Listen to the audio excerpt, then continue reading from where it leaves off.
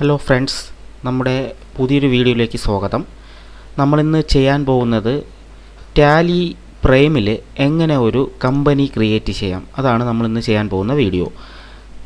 Tally solutions മുൻപ് ഇറക്കിയിരിക്കുന്ന software എന്ന് പറയുന്നത്, വെർഷൻ എന്ന് പറയുന്നത് ടാലി ERP 9 ആണ്. ടാലി പ്രൈം എന്ന് പറഞ്ഞ് അവർ ലേറ്റസ്റ്റായിട്ട് ഇറക്കിയ പുതിയ വെർഷനാണ് ടാലി ERP 9-ൻ്റെ ഒരു അപ്ഡേറ്റഡ് വെർഷനാണ് ടാലി പ്രൈം. സോ അതിലെങ്ങനെയാണ് ഒരു കമ്പനി ക്രിയേറ്റ് ചെയ്യാം എന്നാണ് നമ്മളിപ്പം നോക്കാൻ പോകുന്നത്. അതിനാദ്യമായിട്ട് നിങ്ങൾ ചെയ്യേണ്ടത് ടാലി പ്രൈമിൻ്റെ സോഫ്റ്റ്വെയർ ഓപ്പൺ ആക്കുക. ജസ്റ്റ് മിനിറ്റ്, അതിപ്പോൾ ഓപ്പൺ ആവും. ഓക്കെ, ഓപ്പൺ ആകുമ്പോഴത്തേക്കും ആദ്യം നമുക്കിവിടെ ഒരു വാർണിംഗ് അവർ കാണിക്കും. എന്ന് പറഞ്ഞാൽ Tally prime will ignore the TDL that have errors എന്ന് പറഞ്ഞാൽ ഈ TDL എന്ന് പറഞ്ഞ് ടാലിയുടെ കുറച്ച് അഡീഷണൽ പ്രോഗ്രാമുണ്ട്. എന്ന് വെച്ചാൽ നമുക്ക് ടാലി തരുന്നതല്ലാതെ നമുക്ക് ടാലി ഒരു ഓപ്പൺ ലാംഗ്വേജ് സോഫ്റ്റ്വെയർ ആണ്. എന്ന് വെച്ചാൽ നമുക്ക് അതിനകത്തൊരു ടാലിയുടെ ഒരു കോഡിങ് വെച്ചിട്ട് നമുക്ക് തന്നെ ബില്ലിങ്ങിൽ നമുക്ക് എന്തെങ്കിലും കസ്റ്റമൈസേഷൻ വേണമെങ്കിൽ, അല്ലെങ്കിൽ നമ്മുടെ വേറെ എന്തെങ്കിലും പർച്ചേസോ സെയിൽസോ പേയ്മെൻറ്റ് എൻട്രിയോ കോൺട്രയോ അങ്ങനെയുള്ള വൗച്ചേഴ്സിലൊക്കെ എന്തെങ്കിലും കസ്റ്റമൈസേഷൻ വേണമെങ്കിൽ, റിപ്പോർട്ടിൽ എന്തെങ്കിലും കസ്റ്റമൈസേഷൻ വേണമെങ്കിൽ, ഇങ്ങനെയുള്ള കാര്യങ്ങൾക്കൊക്കെ നമുക്ക് TDL എന്ന് പറഞ്ഞിട്ട് അഡീഷണൽ പ്രോഗ്രാം അത് നമുക്ക് തന്നെ ചെയ്യാം. നമുക്ക് മീൻസ് അതൊരു ലാംഗ്വേജ് ടാലിയുടെ ഇത് പഠിച്ച ഒരാൾക്കോ അല്ലെങ്കിൽ കുറച്ച് കമ്പ്യൂട്ടർ മീൻസ് അല്ല, ലാംഗ്വേജിനെ കുറിച്ചൊരു നോളജുള്ള ആൾക്കാർക്കോ ഒക്കെ ഇത് ചെയ്യാൻ ഈസി ആയിരിക്കും.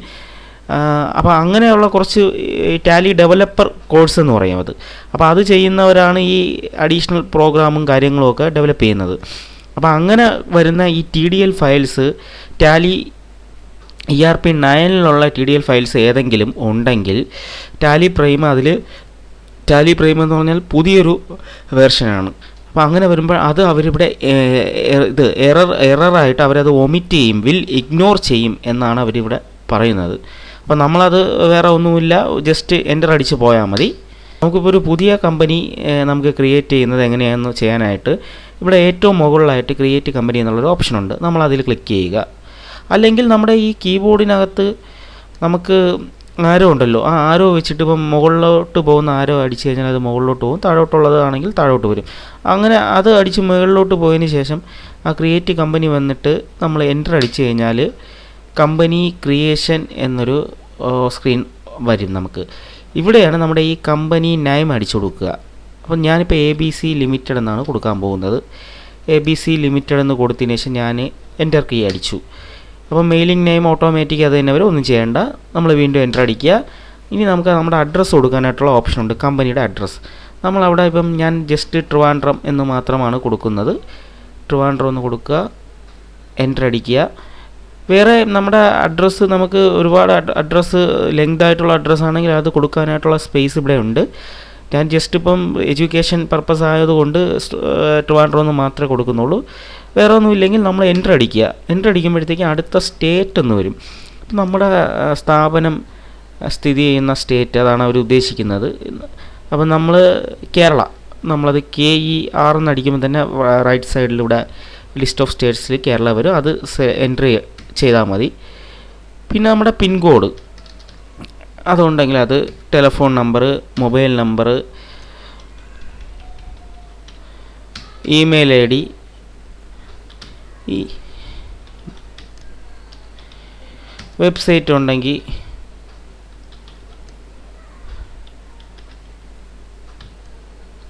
അത് കൊടുക്കാനായിട്ട് ഓപ്ഷനുണ്ട്. ഓക്കെ, ഇതിൽ ഞാൻ വെബ്സൈറ്റും മൊബൈൽ നമ്പറും ഒക്കെ ഒരു ഇമെയിൽ ID ഒക്കെ കൊടുക്കുന്ന ഒരു സാങ്കല്പികമായിട്ടുള്ളതാണ്, ഇതിൻ്റെ യഥാർത്ഥ ഡീറ്റെയിൽസ് അല്ല. അത് ഞാൻ നിങ്ങൾക്ക് മെയിൽ ID ഞാൻ വീഡിയോയിൽ മെൻഷൻ ചെയ്തേക്കാം. ജസ്റ്റ് ഇതൊരു എഡ്യൂക്കേഷൻ പർപ്പസിന് ഒരു മെയിൽ ID ചുമ്മാ കൊടുത്തതാണ്. അപ്പം നമ്മൾ മെയിൽ, വെബ് അഡ്രസ്സ് ഒക്കെ എൻ്റർ അടിക്കുമ്പോഴത്തേക്കും ഇങ്ങ് മുകളിലോട്ടായിട്ട് ഫിനാൻഷ്യൽ ഇയർ ബിഗിനിങ് ഫ്രം എന്നുള്ളൊരു ഓപ്ഷൻ വരും. അപ്പോൾ അത് നമുക്ക് ചെയ്യേണ്ട നമ്മുടെ ഫിനാൻഷ്യൽ ഇയർ ഏത് വർഷം മുതലാണ് തുടങ്ങേണ്ടത്. അപ്പോൾ ഞാനിപ്പോൾ തുടങ്ങാൻ പോകുന്നത് 1/4/2020 ആണെങ്കിൽ 1/4/2020 എന്ന് എൻ്റർ ചെയ്തതിന് ശേഷം എൻ്റർ കീ അടിക്കുക. അപ്പോൾ ബുക്സ് ബിഗിനിങ് ഫ്രം ചോദിക്കും. അത് ബുക്സ് ഏത് മുതലാണ് തുടങ്ങേണ്ടത്, അതും എനിക്ക് 1/4/2020 തന്നെ തുടങ്ങിയാൽ മതി. ശേഷം എൻ്റർ അടിക്കുക. എൻ്റർ അടിക്കുമ്പോഴത്തേക്കും ഇവിടെ ഈ ബേസ് കറൻസി സിമ്പിൾ വരും. ഇത് നമ്മുടെ റുപ്പീസിൻ്റെ സിമ്പിളാണ്. ഒന്നും ചെയ്യേണ്ട, നമ്മൾ അത് എൻ്റർ അടിക്കുക. നമ്മുടെ ഫോർമൽ നെയിം INR ആണ്. അത് തന്നെ നമുക്ക് കൊടുക്കാം, വേറെ ഒന്നും വേണ്ട. എൻ്റർ അടിക്കുക. അതിനുശേഷം ഇവിടെ അക്സെപ്റ്റ് എന്നുള്ളൊരു ഓപ്ഷൻ വരും. അതിൽ നമ്മൾ എസ് കൊടുക്കുക. ഒന്നുകിൽ കീബോർഡിൽ Y പ്രസ് ചെയ്യുക, അതല്ല എന്നുണ്ടെങ്കിൽ മൗസ് കൊണ്ട് എസിൻ്റെ അവിടെ ഡബിൾ ക്ലിക്ക് ചെയ്താലും മതി. അപ്പോൾ ഇനി ഒരു കാര്യം, നിങ്ങൾക്ക് മുകളിൽ ചെയ്തതിൽ എന്തെങ്കിലും പേരോ അഡ്രസ്സോ നിങ്ങൾ ടൈപ്പ് ചെയ്തത് തെറ്റിപ്പോയെങ്കിൽ നിങ്ങൾ നോ അടിക്കുക, അല്ലെങ്കിൽ കീബോർഡിൽ N അടിക്കുക. N അടിച്ചതിന് ശേഷം N അടിക്കുമ്പോഴത്തേക്കും നിങ്ങൾക്ക് ആദ്യത്തെ സ്റ്റെപ്പ് തന്നെ വീണ്ടും വരും, കമ്പനി. അതിൽ നിങ്ങൾക്ക് എവിടെയാണോ തെറ്റുള്ളത് അവിടെ പോയി മാറ്റിയതിന് ശേഷം നേരത്തെ ചെയ്ത സ്റ്റെപ്പ് വീണ്ടും ചെയ്താൽ മതി. എൻ്റർ അടിച്ച് വന്നാൽ മതി. വന്നതിന് ശേഷം ഇവിടെ അക്സെപ്റ്റ്, ഒന്നെങ്കിൽ മൗസ് കൊണ്ട് ഡബിൾ ക്ലിക്ക്, അല്ലെങ്കിൽ കീബോർഡിൽ Y പ്രസ് ചെയ്ത് കഴിഞ്ഞാൽ, ഞാനിപ്പോൾ Y പ്രസ് ചെയ്ത് കഴിഞ്ഞാൽ അവർ അടുത്ത ഒരു അഡീഷണൽ ചോദിക്കുന്ന കമ്പനി ക്രിയേറ്റഡ് സക്സസ്ഫുള്ളി എന്ന് കാണിക്കുന്നുണ്ട്. എന്നിട്ട് അവർ അടുത്തതായിട്ടുള്ള അവരെ ഫീച്ചേഴ്സാണ് ചോദിക്കുന്നത്. Maintain accounts. അപ്പോൾ നമുക്ക് അക്കൗണ്ട്സ് മെയിൻറ്റെയിൻ ചെയ്യണോ, നമ്മൾ എസ് കൊടുക്കും. എസ് ഓട്ടോമാറ്റിക് ഡീഫോൾട്ട് കിടക്കും, അത് കിടക്കട്ടെ, കുഴപ്പമില്ല. എനേബിൾ ബിൽ വൈസ് എൻട്രി എന്ന് വെച്ചാൽ ബിൽ വൈസ് എൻട്രി നമുക്ക് എനേബിൾ ചെയ്യണമെങ്കിൽ അത് എസ് കൊടുത്താൽ മതി. ബിൽ വൈസ് എൻട്രി എന്ന് പറയുമ്പോൾ നമ്മളിപ്പോൾ ഒരു ബില്ല് എൻട്രി ചെയ്യുമ്പോഴത്തേക്കും അതിൻ്റെ പേയ്മെൻറ്റോ കാര്യങ്ങളോ, ഇപ്പോൾ ഒരു സെയിൽ ബില്ല് അടിച്ചു, അതിൻ്റെ പേയ്മെൻറ്റ് അങ്ങനെയുള്ള കാര്യങ്ങളൊക്കെ നമുക്ക് പേയ്മെൻറ്റ് നമുക്ക് റിസീവ് ചെയ്യുകയാണ്. അപ്പോൾ നമ്മൾ റിസീവ് ചെയ്യാൻ നേരത്ത് നമ്മൾ ബിൽ വൈസ് എൻട്രിയാണ് നമ്മൾ ആദ്യമേ ബില്ല് ക്രിയേറ്റ് ചെയ്താൽ റിസീവ് ചെയ്യാൻ നേരത്തെ ഏത് ബില്ലിന് എഗെയിൻസ്റ്റാണ് നമുക്ക് പേയ്മെൻറ്റ് കിട്ടിയെന്നുള്ള ഓപ്ഷൻ നമുക്ക് കൊടുക്കാൻ ടാലിയിലൊരു ഓപ്ഷനുണ്ട്. അപ്പോൾ അതിന് വേണ്ടിയിട്ടാണ് അവരോട് എനേബിൾ ചോദിക്കുന്നത്. അത് ഓട്ടോമാറ്റിക് എസ് തന്നെയാണ്, നിങ്ങൾ എസ് കൊടുത്ത് പോയാൽ മതി. പിന്നെ ഇൻവെൻറ്ററി മെയിൻറ്റെയിൻ ചെയ്യണമെന്നാണ് അടുത്ത് ചോദിക്കുന്നത്. അത് എല്ലാം എസ് ചെയ്ത് പോയാൽ മതി, കുഴപ്പമില്ല. പിന്നെ നിങ്ങൾക്ക് GSTയുടെ എന്തെങ്കിലും പ്രൊവിഷനോ കാര്യങ്ങളോ, GSTയെ സംബന്ധിച്ചുള്ള എന്തെങ്കിലും കാര്യങ്ങൾ മീൻസ് എന്ന് പറഞ്ഞാൽ ഇതിനകത്ത് GST എനേബിൾ ചെയ്താൽ മാത്രമേ നമുക്ക് ടാക്സ് കാര്യങ്ങളൊക്കെ നമ്മൾ സെയിൽ അടിക്കുമ്പോഴോ പർച്ചേസ് എൻട്രി ചെയ്യുമ്പോഴോ ഒക്കെ ഓട്ടോമാറ്റിക്കായിട്ട് ടാക്സ് കമ്പ്യൂട്ട് ചെയ്ത് കിട്ടുള്ളൂ. നിങ്ങൾക്ക് അതൊന്നും ആവശ്യമില്ല, നിങ്ങൾ മാനുവലി തന്നെ സെയിൽസ് എൻട്രി പാസ്സാക്കുകയാണ്. മീൻസ് സെയിൽസ് 100 രൂപ, അതിൻ്റെ CGST 10 രൂപ, SGST 10 രൂപ എന്ന് നിങ്ങൾ മാനുവലായിട്ട് ഈ 10 രൂപ നിങ്ങൾ ടൈപ്പ് ചെയ്യുമെന്നാണെങ്കിൽ ഇവിടെ GST എനേബിൾ കൊടുക്കേണ്ട, നോ കൊടുത്താൽ മതി. മറിച്ച് നിങ്ങൾക്ക് 100 രൂപയുടെ ടാക്സായ CGST 10ഉം SGST 10ഉം ഓട്ടോമാറ്റിക് നിങ്ങൾക്ക് കിട്ടണമെന്നുണ്ടെങ്കിൽ നിങ്ങൾ എനേബിൾ GST അക്സെപ്റ്റ് ചെയ്ത് കൊടുക്കുക, എന്ന് വെച്ചാൽ എസ് കൊടുക്കുക. ഓക്കെ, അപ്പം ഞാനിപ്പോൾ ഇവിടെ എസ് കൊടുത്ത് വിടുകയാണ്. അതിനുശേഷം എൻ്റർ അടിക്കുക. എൻ്റർ അടിക്കുമ്പോഴത്തേക്കും അവർ GST നമ്മൾ എസ് കൊടുത്തത് കൊണ്ട് അവരുടെ നമ്മുടെ GST രജിസ്ട്രേഷനുള്ള സ്റ്റേറ്റൊക്കെ ചോദിക്കുന്നുണ്ട്. അത് നമുക്കിവിടെ കേരള കൊടുക്കുക. ഇവിടെ രജിസ്ട്രേഷൻ ടൈപ്പ് ഉണ്ട്, അത് റെഗുലർ എന്ന് പറഞ്ഞാൽ നോർമലി നമ്മൾ ബിസിനസ് ചെയ്യുന്നവർ.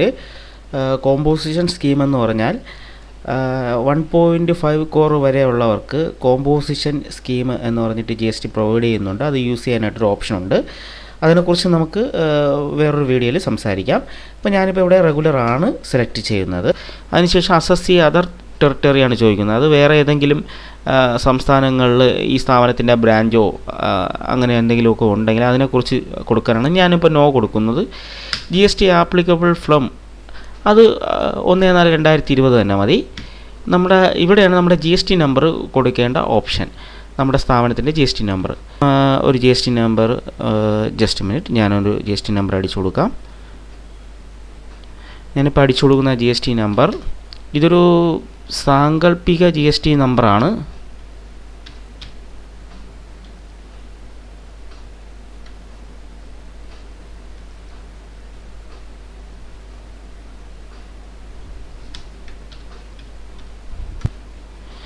ഓക്കെ, അത് അടിച്ചു കൊടുക്കുമ്പോഴത്തേക്കും അവരവിടെ വെരിഫൈ ദ കമ്പനി എന്ന് കാണിക്കുന്നുണ്ട്. എന്ന് വെച്ചാൽ നമ്മുടെ ആ GST നമ്പർ ശരിയാണോ എന്നുള്ളത് നമ്മളൊന്ന് വെരിഫൈ ചെയ്യാനാണ് അവർ പറയുന്നത്. അത് നമ്മുടെ GST നമ്പർ ഒന്ന് വെരിഫൈ ചെയ്യാനുള്ളത് നമ്മുടെ GST സൈറ്റിൽ കയറിയാൽ അറിയാൻ പറ്റും, അത് വെരിഫൈ ചെയ്യാൻ പറ്റും. നിങ്ങളത് വഴി ചെയ്തതിന് ശേഷം അല്ലെങ്കിൽ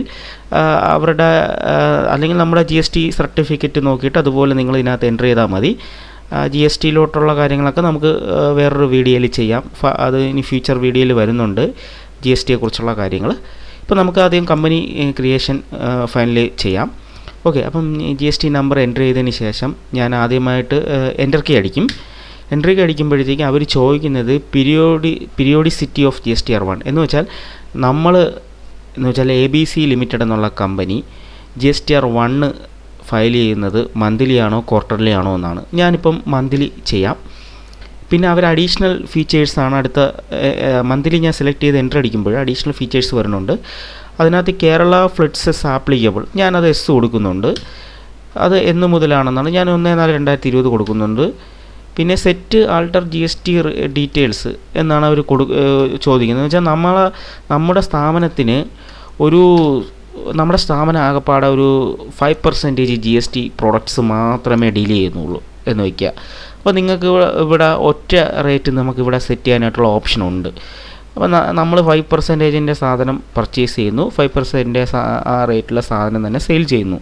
വേറെ ഒരു ടാക്സ് റേറ്റും നമുക്ക് ആപ്ലിക്കബിൾ അല്ല എന്നുള്ളതാണെങ്കിൽ നമുക്കിവിടെ ഒരു സ്റ്റാൻഡേർഡ് ആയിട്ടുള്ള റേറ്റ് നമുക്കിവിടെ സെറ്റ് ചെയ്യാൻ പറ്റും. അതിനാണ് ഈ ഓപ്ഷൻ കൊടുക്കുന്നത്. ഞാനിപ്പോൾ ഇത് എസ് കൊടുത്തു കഴിഞ്ഞാൽ ഇവിടെ അതിൻ്റെ ഡീറ്റെയിൽസാണ് കാണിക്കുന്നത്. ഞാനിപ്പോൾ അത് നോ കൊടുത്തു വിടുകയാണ്, കാരണം നമുക്ക് പല ടാക്സ് റേറ്റിലുള്ള സാധനങ്ങൾ വരുന്നുണ്ട്. ഓക്കെ, അതിനുശേഷം അവർ അടുത്ത കാണിക്കുന്നത് enable tax liability on advance receipt. Advance എന്ന് വെച്ചാൽ GSTയിൽ പ്രൊവിഷനുണ്ട്, അഡ്വാൻസ് റെസിപ്റ്റ്സ് കിട്ടുന്നതിന് GST അടയ്ക്കണം. ഈ സർവീസ് കാറ്റഗറി വരുന്നവർക്കൊക്കെ അങ്ങനെയാണ്. അന്നേരം ഞാനിപ്പോൾ അത് നോ കൊടുത്ത് വിടുകയാണ്. Enable tax liability on reverse charge എന്ന് പറഞ്ഞിട്ടൊരു ഓപ്ഷൻ GSTയിലത്തെ ഒരു ലോയുണ്ട്, ഒരു റൂളുണ്ട്. എന്ന് പറഞ്ഞാൽ ഇപ്പം നമ്മളൊരു ഗുഡ്സ് ട്രാൻസ്പോർട്ടേഷൻ ഏജൻസി, സപ്പോസ് ഒരു ബോൺ കാർഗോ അല്ലെങ്കിൽ അലപ്പി പാവലം സർവീസ്, ഇങ്ങനെയുള്ള ഈ ഗുഡ്സ് ഡെലിവറി ചെയ്യുന്ന ആൾക്കാരുണ്ടല്ലോ, അവരിൽ നിന്ന് നമ്മൾ സാധനം പർച്ചേസ് ചെയ്യുകയാണെങ്കിൽ അവർ നമുക്കൊരു കൺസൈൻമെൻറ്റ് നോട്ട് പോലെ ഒരു ചെറിയ ബില്ല് തരും. ഇപ്പോൾ ഒരു ഉദാഹരണത്തിന് ഒരു 500 രൂപയുടെ ഒരു ബില്ല് തരും. പക്ഷേ അതിനകത്ത് അവർ GST കളക്ട് ചെയ്തിട്ടുണ്ടായിരിക്കില്ല. അവരതിനകത്ത് എവിടെയെങ്കിലും മെൻഷൻ ചെയ്തിരിക്കും ഈ ബില്ല് റിവേഴ്സ് ചാർജ് ആപ്ലിക്കബിൾ ആണെന്ന് എഴുതിയിരിക്കും. അപ്പം ആ 500 രൂപയ്ക്ക് പുറമേ ആ 500-ന് പുറമെ നമ്മളൊരു 5% ടാക്സ് നമ്മൾ എന്ന് വെച്ചാൽ ആരാണോ സർവീസ് റിസീവ് ചെയ്യുന്നത് അവർ ടാക്സ് അടയ്ക്കണമെന്നാണ്. അപ്പോൾ അങ്ങനെയുള്ള ഓപ്ഷൻ ഉണ്ടെങ്കിൽ നമുക്കിവിടെ എനേബിൾ കൊടുക്കണം. ഞാനത് നോ കൊടുത്ത് വിടുകയാണ്. ശേഷം എൻ്റർ അടിക്കുക. എനേബിൾ GST ക്ലാസിഫിക്കേഷൻ, അത് നമുക്ക് നോ കൊടുത്തു വിടാം, വേറെ ആവശ്യമൊന്നുമില്ല. പ്രൊവൈഡ് LUT ബോണ്ട്, അതൊന്നും വേണ്ട, നോ കൊടുത്തു വിടാം. ഇൻവോയ്സ് ഫീച്ചേഴ്സ് എന്ന് പറയുന്നത് ഇവേ ബില്ല് വേണമെന്നുണ്ടെങ്കിൽ എസ് കൊടുക്കാം.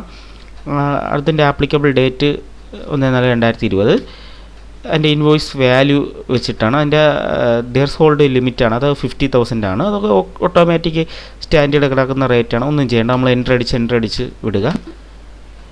ശേഷം നമ്മൾ എൻ്റർ അടിച്ച് അവസാനം വരുമ്പോഴത്തേക്കും അക്സെപ്റ്റ് എന്നുള്ള ഒരു ബട്ടൺ കാണിക്കും. അവിടെ നമ്മൾ എസ് ക്ലിക്ക് ചെയ്യുക.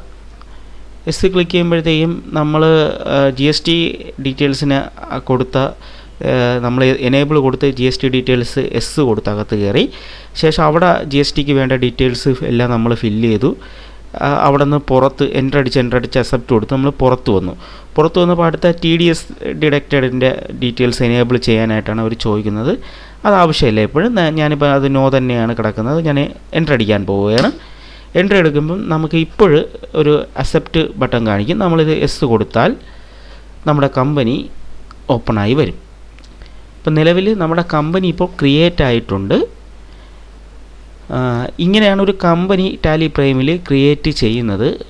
നിങ്ങൾക്ക് എന്തെങ്കിലും വീഡിയോയിൽ ഡൗട്ട് ഉണ്ടെങ്കിൽ കമൻറ്റ് ചെയ്താൽ മതി, ഞാനത് ക്ലിയർ ചെയ്ത് തരാം. വേറെ ഫ്യൂച്ചറായിട്ട് വേറെ ഒരുപാട് വീഡിയോസ് വരുന്നുണ്ട്. ടാലിയിലെ ഈ പ്രൈമിൽ അഡ്വാൻസ് ആയിട്ടുള്ളതും അതിലുള്ള കുറച്ച് ട്രിക്സും പിന്നെ ഈ ബാങ്ക് ഞാൻ നേരത്തെ പറഞ്ഞ TDL അഡീഷണൽ പ്രോഗ്രാം അങ്ങനെയുള്ള കുറച്ച് ഫ്രീ സോഫ്റ്റ്വെയറൊക്കെ ഉണ്ട്. അപ്പോൾ അതൊക്കെ ഞാൻ നിങ്ങൾക്ക് ഫ്യൂച്ചറിലെ വീഡിയോസിൽ പരിചയപ്പെടുത്തി തരാം. അപ്പം എല്ലാവരും സബ്സ്ക്രൈബ് ചെയ്യുക. നിങ്ങളുടെ ഫ്യൂച്ചർ നിങ്ങൾക്കുള്ള ഇൻട്രസ്റ്റിംഗ് വീഡിയോസ് വരുന്നുണ്ട്. അപ്പോൾ അതിന് വേണ്ടിയിട്ട് എല്ലാവരും സബ്സ്ക്രൈബ് ചെയ്യുക. Thank you.